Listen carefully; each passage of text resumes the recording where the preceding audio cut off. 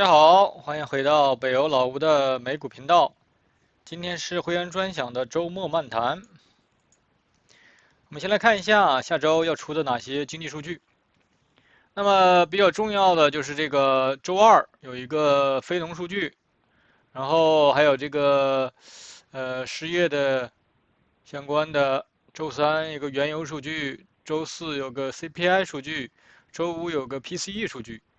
這些數據非常重要，但比較尷尬的就是，他們是在美聯儲的這個利率決議之後出來的，因為12月的這個利率決議已經結束了，那麼降息也已經按照預期降息了25個基點，但是呢，更重要的是，這個美聯儲不但降息，還開始這個購買短債，就是這個國債，它買的是短期的國債，其實就是增加市場的流動性。應該是每個月買400億美元，具體數字應該是400億，但是也有可能我記錯了。但是就是買幾百億美元來增加市场的流動性，這是比降息還能更重要一點的。但是呢，對2026年的這個降息預期啊，現在是只降1次，市場上預期2026年要降3次，這個是比市場預期的要少一些。但不管怎麼樣吧，他之所以，在他那個12月利率決議上，有人問到說，你們既然比較更關注這個通脹，為什麼還要提供市場的流動性呢？就是說對這個他們去買短債，有一些記者是提出了疑問。但是美聯儲主席鮑威爾他也說了，就是說，我們通脹很重要，但是呢，大家的這個人的这個失業率，就是對就業市場，他們也非常關注，因為他們有2個任務嘛，一個是降通脹，一個是增加這個就業。但是這些數據啊，主要是已經是美聯儲主席美聯儲的利率決議已經結束了，對吧？你出這些數據，然後等到1月份還有一段時間呢。1月份可能1月份的利率決議之前的幾次的CPI 數據啊，什麼非農就業數據的話，可能相對的更重要一些，因為還要再出一次呢，所以說這個就比較尷尬這個數據。但是呢，我們也要關注一下這些時間點，畢竟最近的市場震盪波動還是比較厲害的，尤其是在高位，對吧？那麼稍微來點刺激，那可能就是達成一個共識，就會選方向，這是我們需要關注的。那麼這是下周的經濟數據。還有就是下周也有一些公司要出財報，但是關注度最高的呢，就是這個 Micro，MEU 在周三盤後，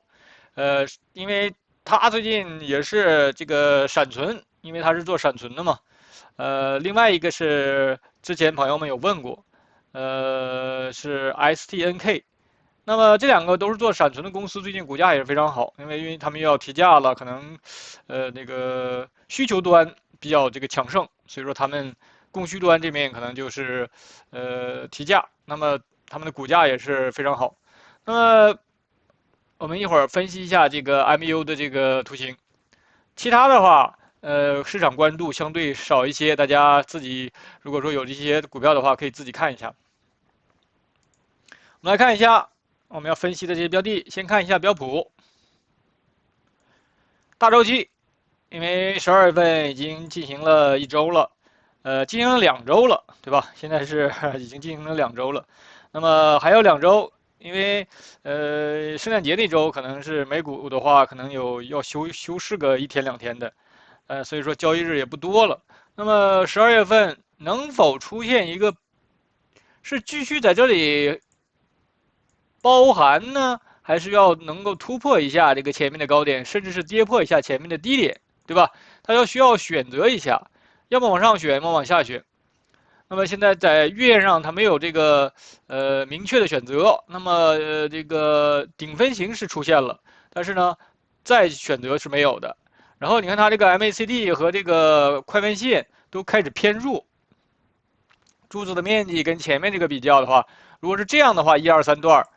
雖然說這個1、2、3段在本周期上它是這個回落是不夠一比的，但是你大概看一下，就後面這一段的力度跟前面這段力度的話，也是明顯能感覺到弱，對吧？然後這個快门線的这个面积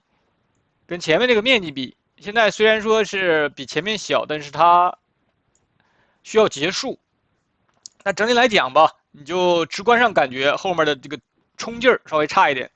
但是在月线上，从最初的起涨点还是在3491这里，这里是一笔上，所以我们要关注一下这个顶分型。反正这个位置已经是前面是有过几次尝試要往回，但是都沒下來，所以就已經是現在是第3次嘗試了，比較大的這種嘗試。如果說這次下來有效給一次回落的話，我們要看它能不能碰到前面這個4818，碰不到4818也只不過是一個在大週期上的一個筆的回落，然後還可以再繼續往上走。那麼我們再看一下，從3491上漲以來的這段的內部結構，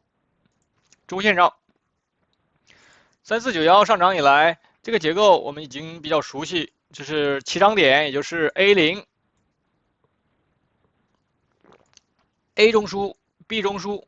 兩個中樞高低點沒有接觸，一個趨勢上，對吧？那麼針對第二個中樞，我們也看它也沒有出現三買或三賣，沒有出現三買和三賣，它就是繼續可以回來震，因為三買和三賣是用來衡量一個震盪是否結束的一個標準，現在還沒有出現呢。那麼直到它出現之後，我們再看這個，如果說出現了三買，那有可能要繼續再打一個高點。或者說是再在這裡生成中樞也可以的，不是說兩個中樞就100%結束，這個沒有100%的這個對應性，只是說大概率。那麼它這裡要回來拉回到中樞裡面來的話，彈一次之後就看這個筆就比較關鍵。如果說只是出現背馳的話，那就可以繼續震，可以再次走。但是如果說出現不背馳，那就基本上走反向了，對吧？所以這段的下跌是非常重要的。如果說出現這種情況，那不管怎麼樣，現在這個回落這一筆還沒出現，但是它這段時間這些 K 線是沒有方向的，在週線上出現了頂分型了，但是這個回落不夠一筆，所以說它需要再次選擇，要麼是再次突破6920，然後再次跌破6521，跟剛才那個月線上一樣。好的，那麼這種情況在大週期上是比較多見的，就是說它先回落一次，但是呢不夠一筆，然後在次級別先給你做一個反彈，給一個次級別的二賣之後再下來，一般的大週期都會出現這種圖形。看一下日線上，也就是這個起漲點4835，然後它有一個進入段，對吧？一個進入段之後，把這個均線整出來，有一個進入段出現了 A 中樞，然後出現一個離開，然後這個一次回落，還形成了日線的一個三買，這都是非常的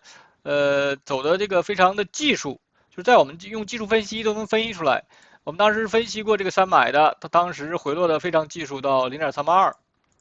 踩了一下 0.382，然後出現了底分型，然後出現了一筆這個反彈，對吧？這是我們當時都測過的。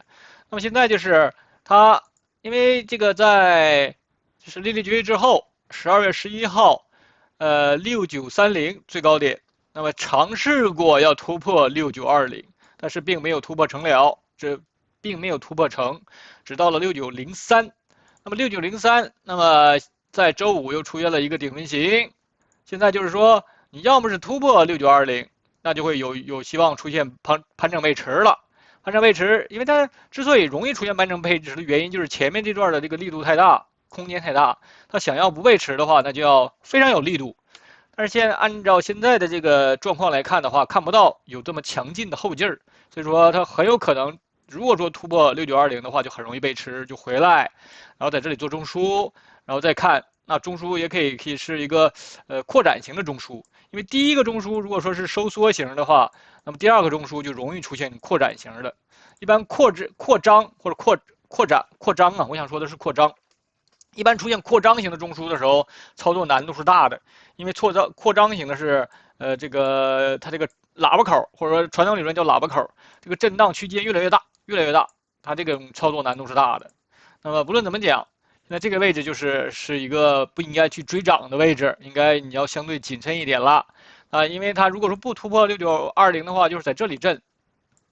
這裡是 A， 在這裡給你震出一個 B 來，然後看它是不是要選擇方向，是往上選還是往下選。在这裡震的時候，它不代表100%就要往上選，它也可以是一個收縮的形態之後往下砸的。那麼這樣如果說往下砸，其實就是去完成這個周線的一筆回落了。那你一定要注意，在它收縮的情況，不要那個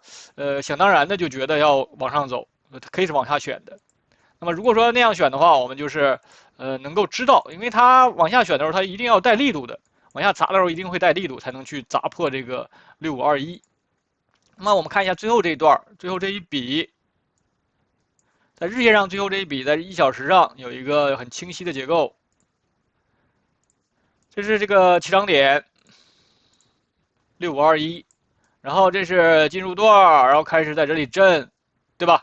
然後尤其是這個位置6903這個位置，其實是相對來說比較好把握的。為什麼說這個位置是說相對來說比較好把握呢？因為它是在一個這麼大的一個進入段，然後在這裡震之後的一個高點，它突破了前面這個小高點，但是沒有突破6920這個高點。6920在這裡，它只是突破了這個小高點之後，然後它這個突破的時候，我們一直講的是雙觸發，對吧？你不能夠單看一個周期，這裡給你一個頂分型了，但是你還要去看它的這個內部，它上漲這段的內部結構，它走的非常的糾結，對吧？上去之後有內部結構非常糾結，那以這種方式突破前面這個小高點，那不是非常容易跟前面這個進入段出現背馳嘛，對吧？一旦力度起不來，而且它這個再結合 MACD， 你看前面這裡的這個 MACD 非常高，位置的空間非常高，你一旦拿不到就很容易背馳。所以說，在這個位置，因為它前面的結構又很飽滿，有進入段，又是帶中樞的一個高點之後，那麼你去減倉，因為一旦有了這種結構之後，有了中樞之後，其實就是一個中樞戰法，就是中樞震盪戰法。中樞上方力度衰竭的時候減倉，中樞下方力度衰竭的時候加倉，不是在任何位置就要減倉和加倉，而是力度衰竭，就是它上漲的力度衰竭。怎麼判斷衰竭呢？你肯定是一個周期是不行的呀，一個周期不夠啊，你需要多周期来結合起來。你1小時可能要結合15分鐘，可能結合1分鐘，3個周期配起來，你才能夠把這段的這個衰竭程度，你才能夠分析得更清楚，对吧？你單看一個周期的話是不行的。那麼找到衰竭的位置了，你就去做加減倉的動作就好了。那麼現在它又回來了，周五的話是出現了一波快殺，就是這段是出現了一個快殺。主要原因是啥？就是現在市場對這個 AI 的這一波啊泡沫的這個評估，還是這些疑問還都在，對吧？你現在投入量非常大，但是產出看不到，這是大家或市場這個最持懷疑的這個地方。然後呢，再加上最近出了2個比較大公司的一個財報，一個是這個 Broadcom， 還有一個是 Oracle。這2個公司又是跟 AI 啊、跟芯片相關度非常高的2家公司，又是非常大的公司，他們是直接參與或直接獲益的公司。但是他們2個財報，可能是數字上還可以吧，尤其是這個可能是 Broadcom 還湊合。還是說那個 Oracle， 具體的這個數字我沒去看，但是可能財報上並不太差，但是可能指引上稍微差一些，或者說這個，我們可以簡單的看一下這個Broadcom， 好像是 Broadcom 的這個有一項啊，這2個都是比預期的強一點的。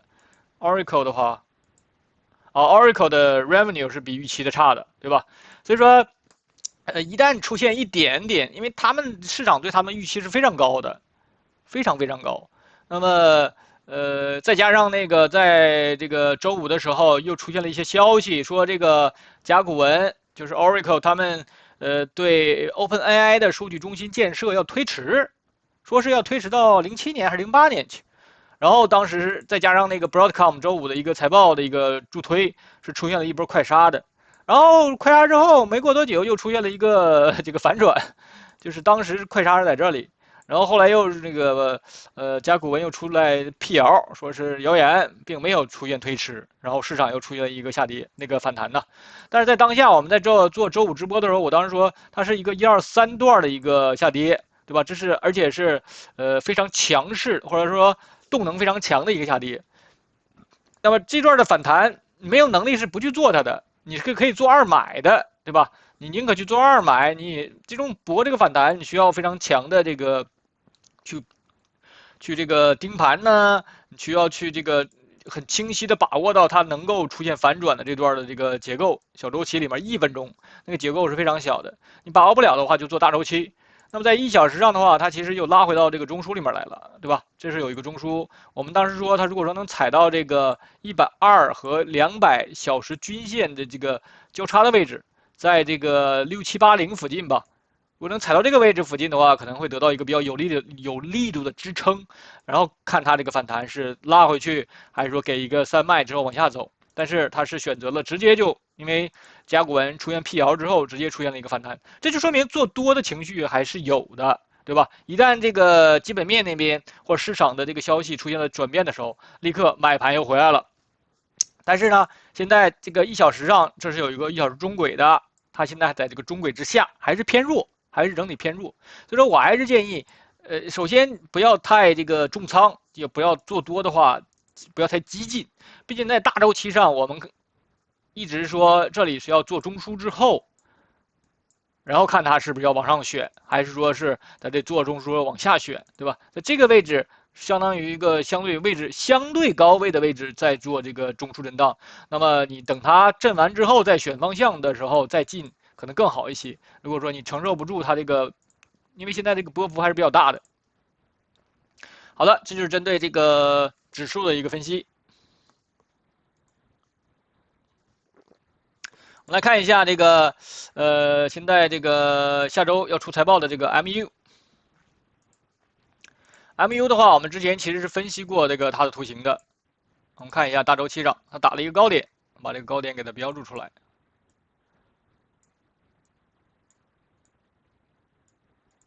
周線上又出現了一個高點，周線上出現了一個新高，那麼月線上也出現了一個新高，對吧？月線上它其實在走這個月線這個大中樞的這個離開段，但是而且沒有背馳的這個離開段，但是呢，它下面這裡也有一個中樞，這是這個兩中樞之後的一個離開段，就是 C 段。那麼但是它這個中樞現在是沒有背馳的。這是我們要關注的這個，這是月線上，61.54，這個是月線上的這個起漲點，這是我們要關注的。然後周線上3段，從這個61.54，1、2、3， 3也不背馳，即使有回落的話，也只能或者說大概率是出現4的回落，還可以有5，那就看這個3的回落什麼時候結束。那麼這個3的起漲的在哪兒呢？103.8， 103.38。那麼在日線上，我們看這個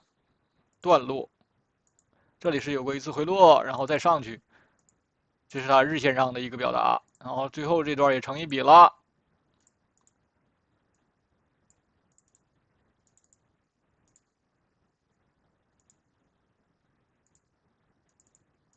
它有過一次回落哦，这个位置是有一次回落，我之前是畫過這個圖的，後來可能是不小心把這個給刪掉了。這裡是有過一次回落，我還把這個數字特意標出來了。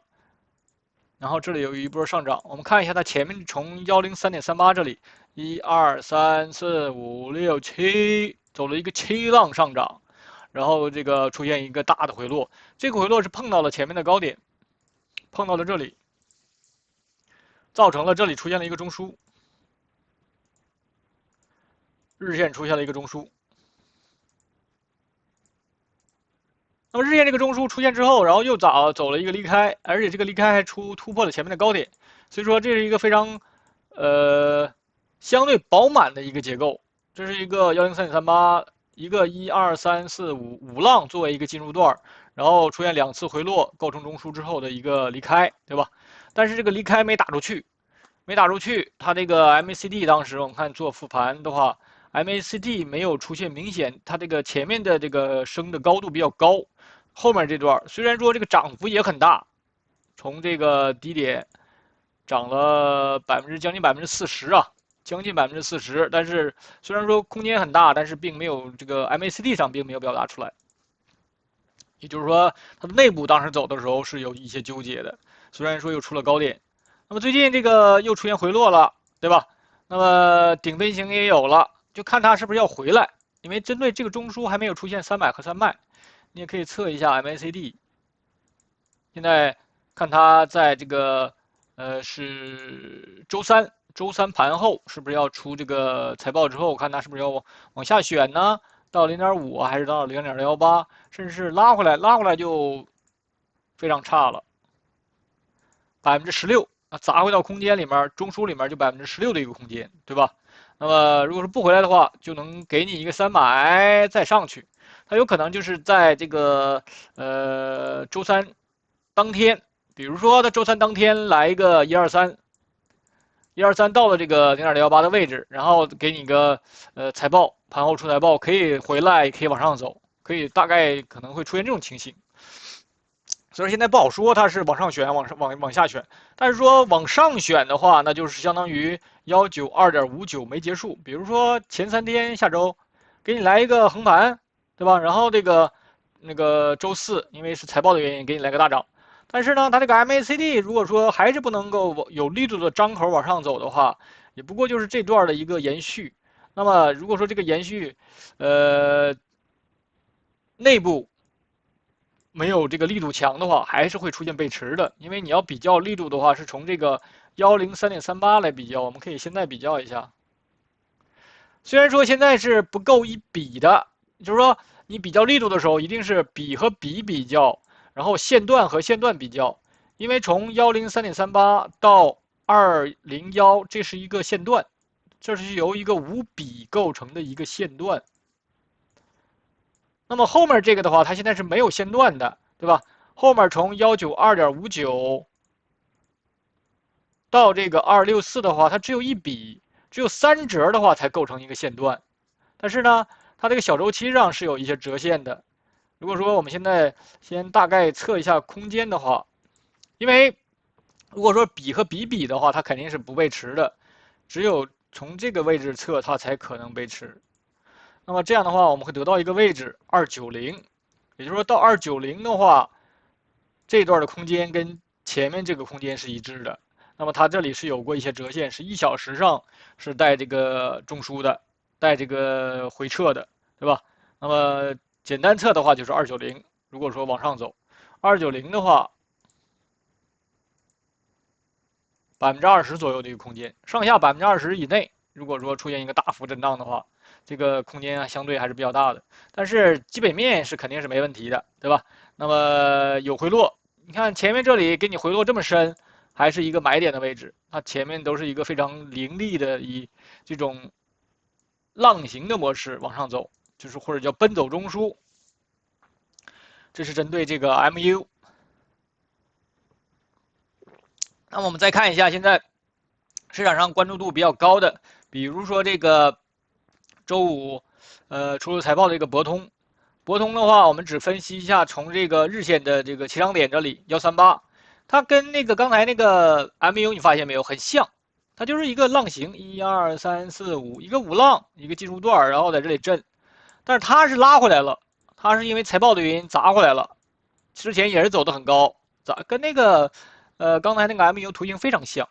那麼砸回來之後，就看它是不是往這個這有一個120天，對不對？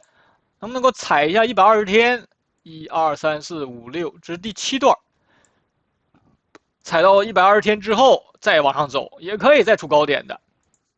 畢竟基本面沒有問題，只是那個可能市場的預期太高了還是怎樣，那麼出現了一個大幅下殺，而且給了一個跳空缺口，但是又回到這個中樞裡面來了。那麼我們可以看一下這段的這個內部1小時的話，只有1比，從414.6跌下來的話只有1比，然後是一個帶，你看它這個位置非常的有意思，當時是踩到了120均。120均往下走的，看到沒有？直接跳空就在了這個120均線，然後往下走，所以說直接就把這幫人全給悶在裡面了。上面那些人都悶在，這是很重要的一根均線，尤其在短週期上，1小時上之前都是在這2個均線之上，然後這裡是直接就跳空在這裡下面往下走，說明小週期上動能還是很強的。看一下15分鐘，這是414.6下來之後的15分鐘，1、2、3，直接一個跳空下來。就第3段不背馳，這就是我一直常說的，3不背馳的時候，這個4你有能力就做，沒有能力你就不要做，對吧？你看它這個4就非常弱，這個4的反彈就非常弱。你这个位置你可能抓到它这个反彈了，但是反彈非常非常弱，你沒有及時出來，1.89%啊，只有1.89%的一個反彈。它下跌的時候跌了12%，跌了12%，只給你一個1.89%的反彈。你如果說沒抓住它的話，又給你悶到裡面了，對吧？又下來了。那麼你為什麼不去等一下這個5呢？等一下5的背馳的時候再進，因為這個時候它這個飽滿度比你3這個位置的飽滿度更高啊，因為它是帶背馳的，3和5是有背馳的，這是一個背馳段的一個反彈，對吧？那麼就看這個反彈力度了。那麼這個5的反彈在15，但是這個週期又比較小，是一個15分鐘的一個反彈。如果說不夠強的話，只是在這裡做中樞，做完中樞可以繼續下的。要什麼情況能出現呢？非常強，把這個中樞，這有一個類中樞，把它突破了，然後給個回撤不回來，給一個2、3買重合，然後往上走，才有可能出現反轉，就這個位置。所以說一定要有強的這個反彈力度的時候，才需要去關注。如果說只是一個反彈，也突破了前面那個高點，但是突破的時候，這個的內部結構沒有力度，對吧？如果說它的內部是帶個2個小中樞的那種，到了這個位置了，那你也不要，因為這個內部已經太飽滿了。如果說是突破這個位置了，但是內部結構非常強，是這種浪形往上走的話，那肯定是要的，對吧？因為它內部可以完全生長的方式繼續往上走，那就是說它這個生長的這個後面的延伸度更強一點，就是這個延續性更好。你如果說內部太飽滿的那種往上走的話，那它的延續性就差一些。好的，這是針對這個 Broadcom 博通，我們需要盯着這個15分鐘這個小結構怎麼生長，以此來判斷是不是它繼續要往下走，然後到了一個更大週期的一個支撐位置的時候，才可能是就是說，因為需要通過這種分析來判斷你需要加多少倉位，對吧？15分鐘上的倉位肯定不能夠跟日線上的倉位比較，那15分鐘上你只能用一些小點倉位。日線上如果說到了一些好的位置的話，可以多加一點。然後再看一下這個甲骨文，也是甲骨文，我們在做財報之前也是分析過。那麼它從這個日線上3、4、5這個下來之後，這裡是做了一個中樞，但這個中樞比較特殊在哪兒？就是這個進入段是不夠一筆的，它只有3根 K 線，但是它的2次反彈都是夠一筆的。所以說我的這個裡面這個劃分是上面做了一個中樞之後的一個下來。如果說你要嚴格定義也沒有問題，嚴格定義的話就是第一筆在這裡，然後第2次反彈在這裡，這是2脈，然後這是一個3，這是一個4，就是也是跟剛才那個博通的15分鐘很像，發現沒有？15分鐘讓博通是一個1、2、3、4的反彈，那麼在甲骨文的話是日線的一個1、2、3、4、5，都可以。那麼這個4的反彈，在財報之前是突到了225.31，這個位置其實是比較好測出來的。我們在財報之前是測過，就分析過這支票的。我們再看一下它為什麼會出現這個反轉，看一下這個小週期上、1小時上。那麼我在財報之前那次分析的時候，應該是在這個位置，在這個位置的我們是做過分析的。為什麼說是能夠大概判斷出來這個位置呢？就是一個高點這個位置225.31呢？因為我們當時測了一下什麼呢？測了一下1小時的這個第一個中樞的進入段跟離開段。我們當時測的時候就是有一個位置223.5，也就是說這段漲到223.5， 223.8呀，漲到223.8是跟前面這段的空間一致的位置。那麼在我們這個做過分析之後，你看它。在我們做過分析之後，在財報前，這是財報前的這個位置，做了一個小中樞。我當時還盯着這個票來的，我去盯盤看這個票。我一看，哎，223.8到了，然後又在這裡做了一個中樞，然後在收盤之前還有一個假突破到了一個地方，我說壞了，我說壞啥呢？2個中樞了，然後又到了223.8這麼一個關鍵的位置來一個假突破，然後這個明顯是你看它這個 MACD 是一個。沒粘合上，我一看壞了，這個肯定是要往下走，可能要以財報的方式往下選了。我基本上就是在這個小週期，再去看這段的5分鐘上去做的空，就是这个位置，我当時去看它的5分鐘，我一看壞了，在這兒。這個位置的時候，它在收盤之前，在這個位置往上走，我一看壞了，我基本上就空在這個位置。當然了，我用的是倉位是比較小的，畢竟這個財報也不知道它這個能往上選。我現在分享出來有點馬後炮的意思，但是我說的意思就是說，你是有跡可循的，對吧？拿一點小倉位去參與一下，這是沒有問題的。這個你只要能承受，它給你帶來的這個損失，那你就可以參與。但是在它的結構非常飽滿的情況下，出現了這麼一個，你當然可以去參與一下做空了，對吧？所以說，這就是我們利用技術分析來這個做一個倉位加減的一個時候，你就看它的結構就好了，不需要去預測。我也預測不到它是要結束了，它也可以是財報之後這個繼續往上走啊，也可以啊。但是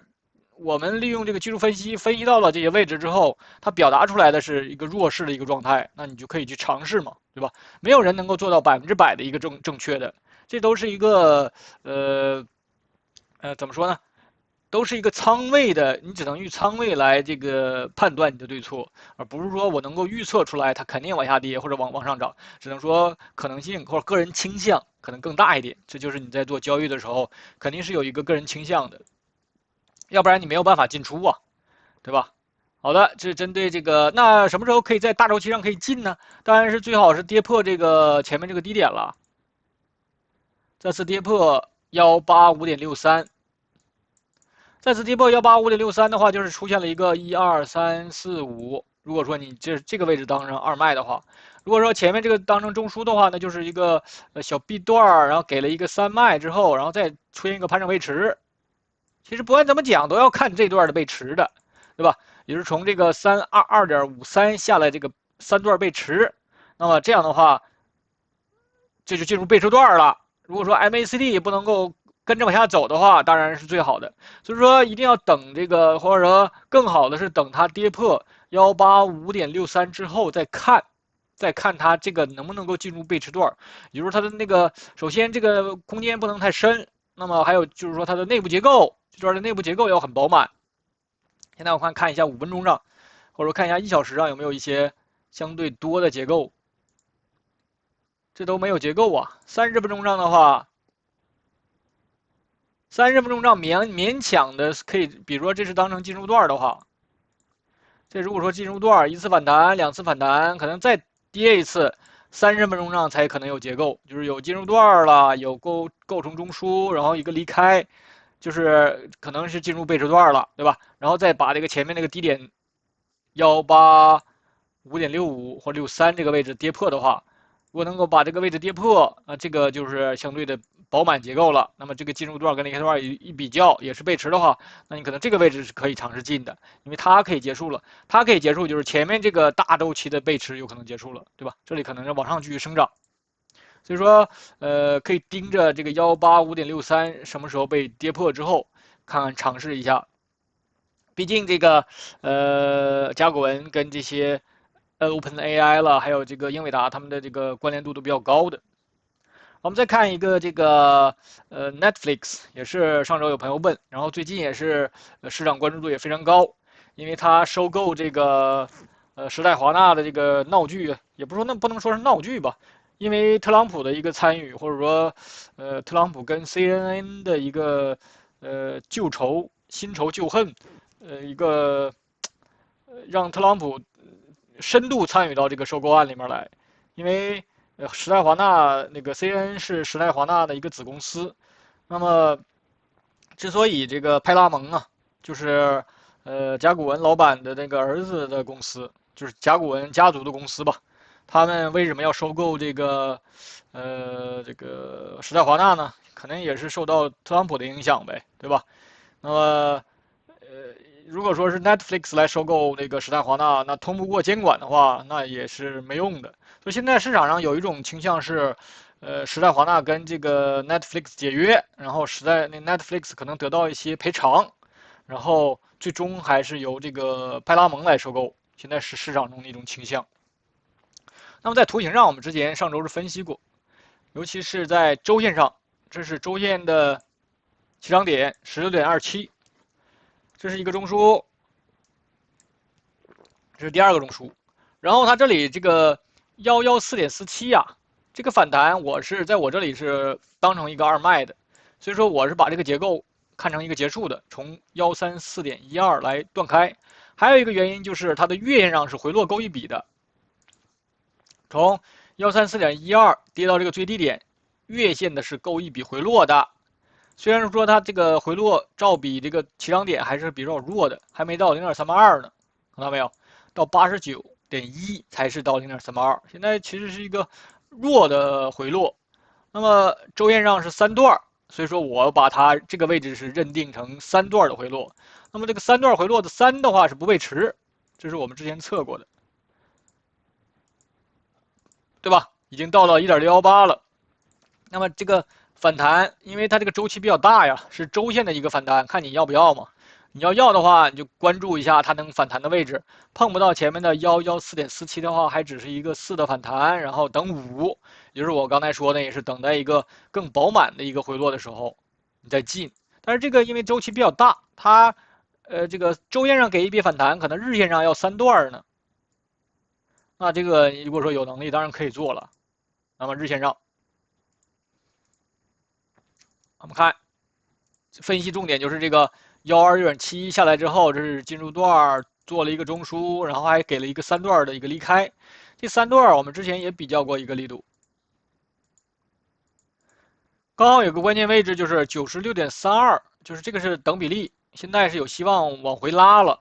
現在底分型也出現了，就看它下周啊是不是要拉回來。但是呢，碰不到前面這個小高點的話，這個103.32的話就是這樣，1、2、3、4給一個4，然後再來一個低點，一個5，也就是說日線上這筆有可能要結束了。結束之後再看它是不是要回來，做一個日線中樞，然後再打一個低點，對吧？以這種方式就是一個 A 中樞，一個 B 中樞。那麼這種方式構成的是什麼？是那個周線的這筆下跌結束。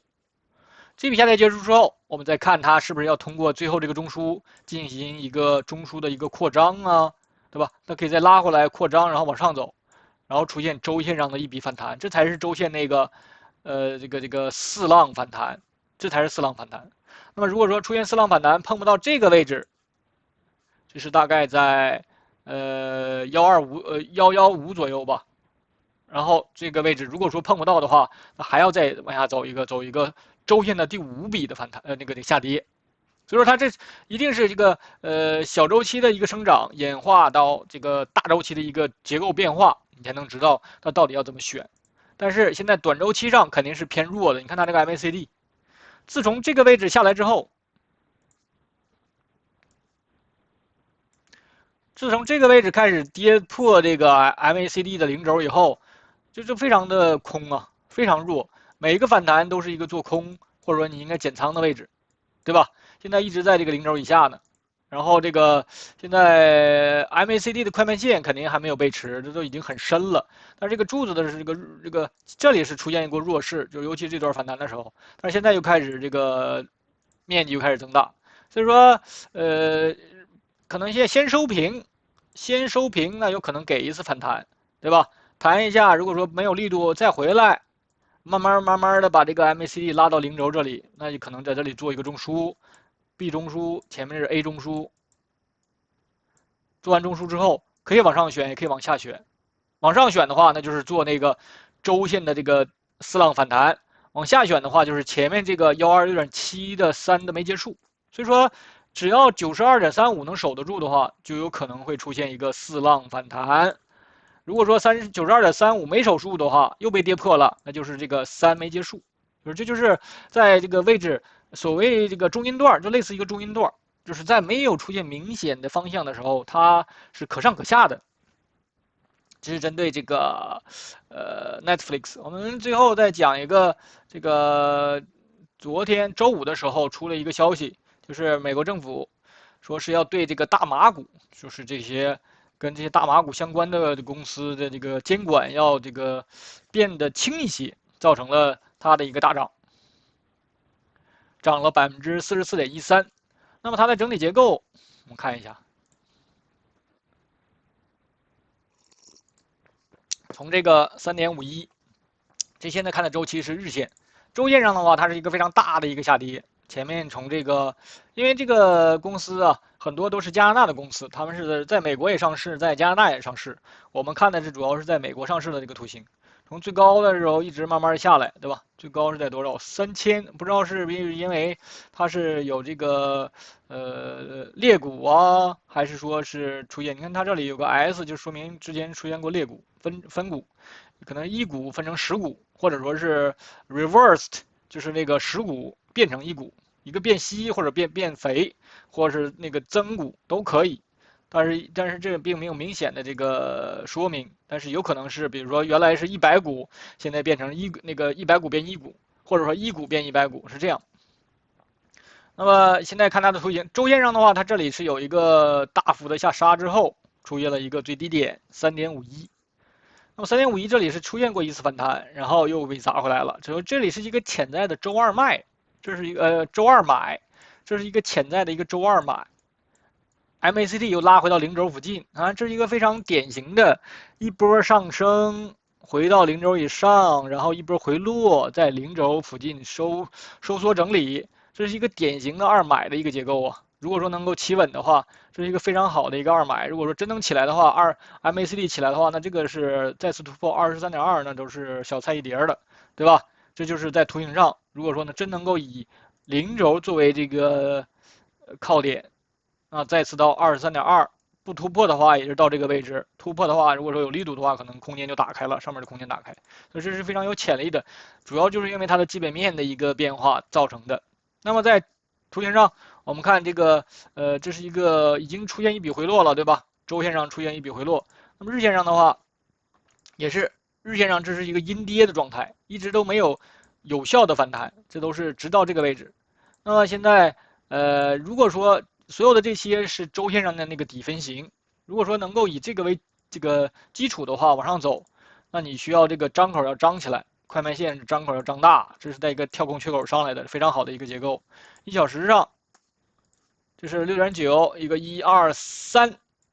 這所有的這些都是因為在那個消息對面的原因刺激，對吧？1和3是不背馳的，那麼3可以繼續往上延伸，或者說這裡有結構了，那也可以是回來你看看能不能夠踩到這個200均，或者說120均，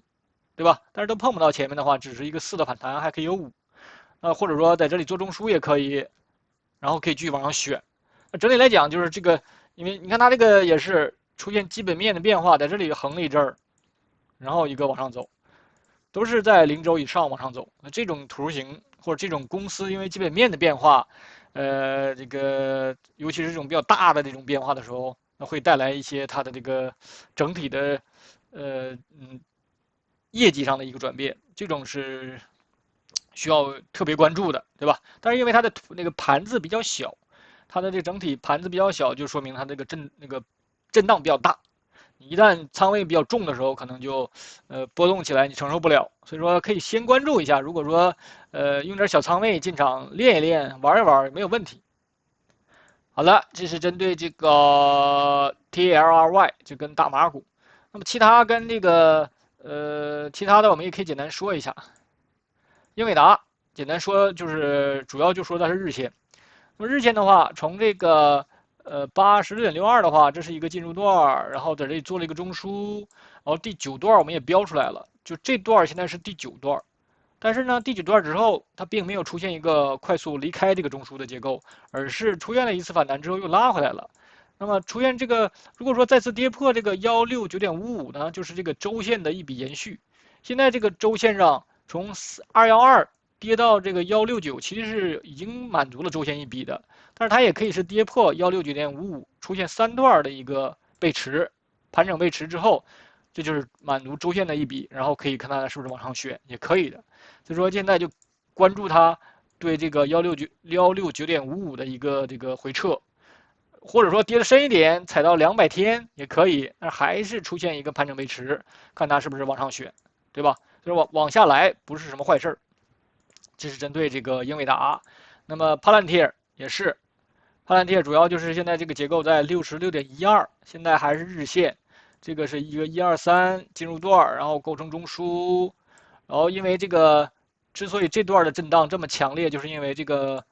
大空頭嘛， Michael Berry，說是要做空這個帕兰提尔和这個英偉達，所以說造成市场一個恐慌。但不管怎麼講，又拉回來了，對吧？你不能說它對或者錯，就是我們主要還是關注市場，合力的表達，你就是看圖形做就好了。那它這邊反彈，哎，又到了這個中枢上沿了，那麼又開始出現一波回落。其實現在就是圍繞最後這個中枢在震，看它什麼時候選方向，往上選，往下選，对吧？在沒有選方向性之前，你就針對最後這個中枢做中枢震盪的一個操作。好的，我們再看一下這個特斯拉。特斯拉的話也是從這個214.25進入段構成一個中樞，但這個中樞只有7筆，沒有升級。7筆之後開始往上走，然後也是一個比較深的，這種就是一個擴張型的一個中樞。出了高點，這個高點比前面這個高點高；出了低點，這個低點比前面一個低點低，這就是擴張型的，对吧？擴張型的這個中樞就是操作起來難度大的，容易讓你會覺得，是不是要往下走了？然後它又拉回去了，對吧？那麼現在又這個連中軌都突破了，所以現在就看它是不是要到這個兩個前面高點連線的這個位置，還是說是突破這個中樞的上軌？是不是要這種這個那個延伸的這個慢慢往上爬的這個力度還是有的？所以說很多人在這個中樞震盪的時候，他沒有選方向的時候，沒有出現單邊段的時候，你就去做它其實是比較難做的，或者說你去做空它的話也是比較難的，因為它這個內部結構沒結束啊。382點上漲，在這裡做了一個中樞。然後開始離開，然後在這裡又做了一個中樞，就是說這做 B 中樞呢，前面是 A 中樞，這裡做了一個 B 中樞，可能再往上走一走，那麼可能再去這個前面這個前高，或者說我們剛才說的那個日線那個中樞的上沿，對吧？可能這個位置你現在嘗試去做空，有可能是出現一筆的回落，大周期上出現一個回落，對吧？所以說在大家這個結構沒有完成的時候，你去做空它，那肯定難吶。這是針對這個特斯拉。好的，那麼的話，因為時間的關係，我們今天就講這麼多了，再見。